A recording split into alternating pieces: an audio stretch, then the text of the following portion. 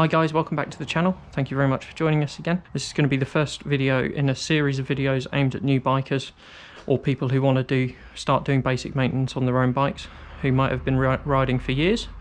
There's going to be other contents on the channel as well, but this is going to be a little mini series which I'll release an episode every week or two, just covering off some basic stuff. Today we're going to have a look at chain maintenance, something every biker has to deal with, depending on your bike and depending how many miles you do, depends how often you need to do it. But normally I'd recommend you do it at least once a month, but if you use your bike every day or more regularly, you do it every week. We're going to be doing it on this 1200 Bandit.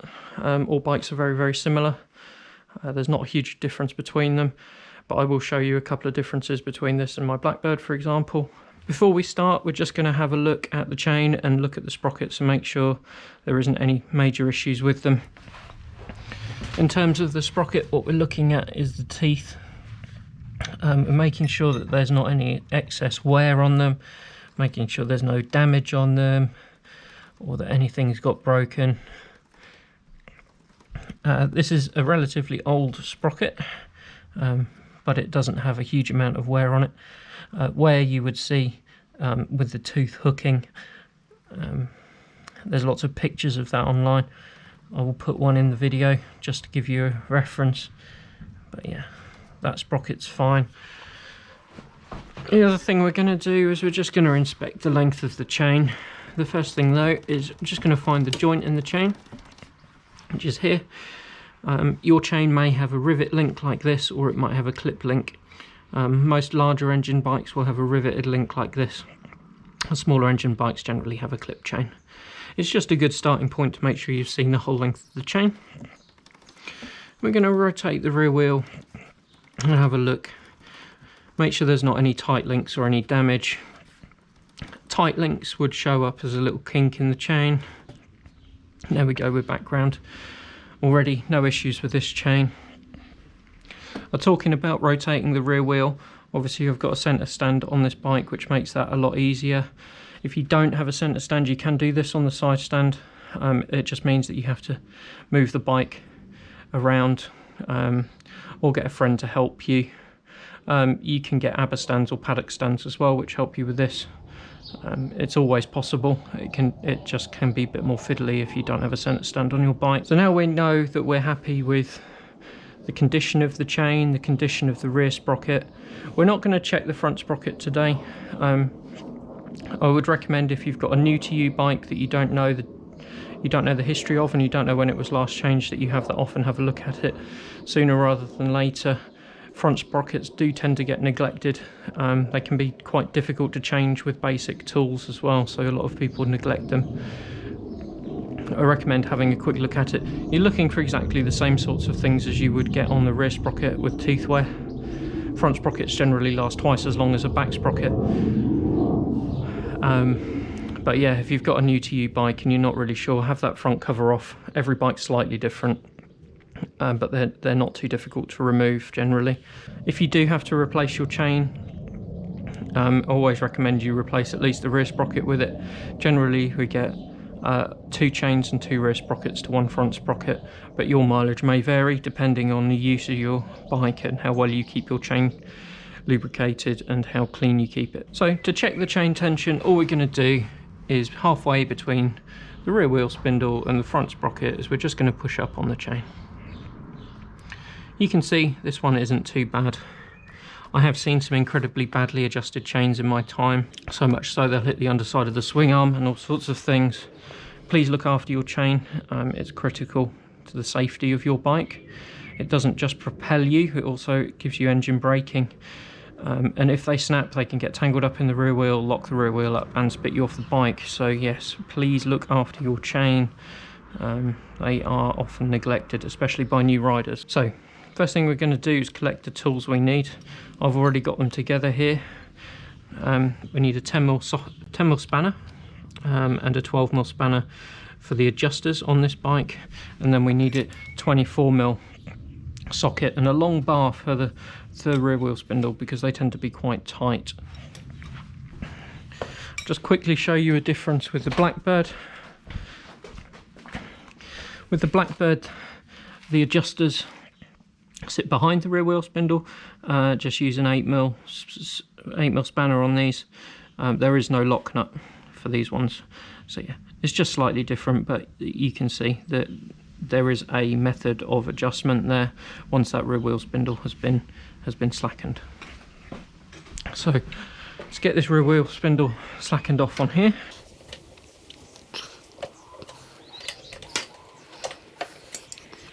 Now, if you're needing to make a big adjustment to your chain, it's very slack. If your brake caliper has a torque arm like this one, then you will probably need to loosen it as well to allow the brake caliper to turn or move slightly in here. We don't need to do that on this bike today. The chain's not that slack, so we don't need to do that, but you may need to do that on your bike. Again, slight difference on the Blackbird. There isn't a torque arm on this. You'll see there isn't anything. The location of the caliper, what stops it spinning, is it actually locates on the swing arm itself in there.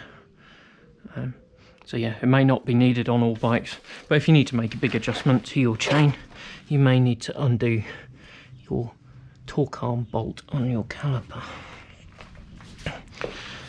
So I've got the rear wheel spindle slackened off. Just going to undo the lock nuts on both sides.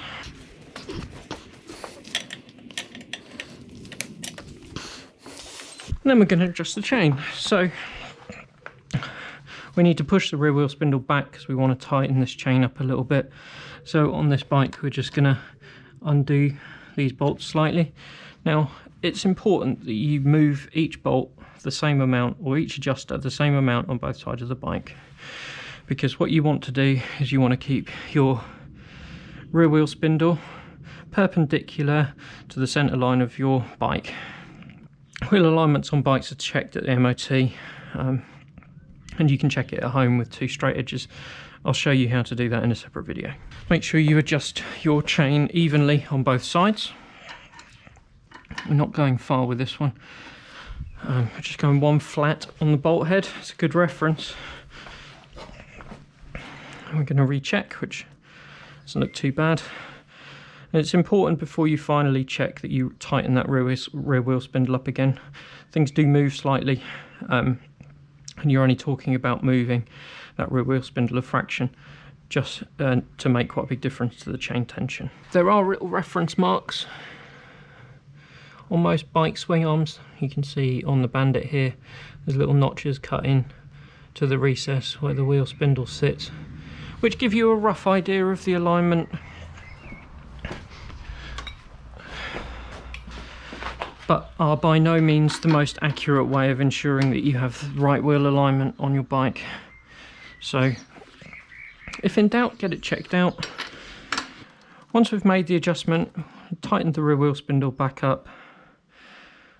If you're unsure how tight that should be, use a torque wrench. They're readily available, and the torque for that rear wheel spindle will be in your service manual, or in your owner's manual for your bike.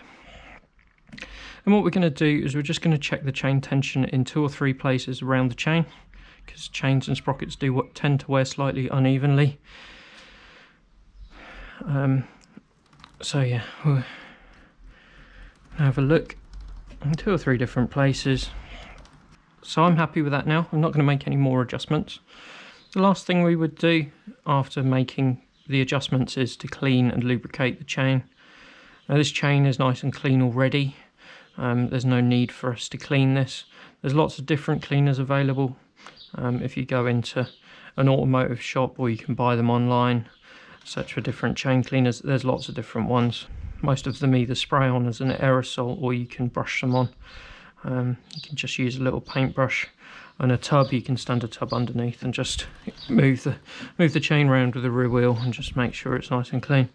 If you're going to use a rag to wipe your chain at any point, be careful that you don't get your finger or the rag caught between the sprocket and the chain. It is incredibly painful. Once you've cleaned your chain, allow it to dry. Again, you can dry it with a rag. It's a nice day, you can just leave your bike out in the sun for a little while. And then after that, just apply some lubrication. I like This WD-40 chain wax, it does the job well. It doesn't go everywhere. There are lots of other options available, or if you do a lot of miles, you can fit what they call a Scott Oiler to your bike, which is an automatic lubrication system for the chain, and it can increase your chain life quite significantly. I have one on the Blackbird, but if you're just a casual rider, they're not really worth the effort. So that's it, guys. Thank you very much for watching. That's chain maintenance in a nutshell. If you've got any questions or comments, please leave them below. Otherwise, until next time, see you soon.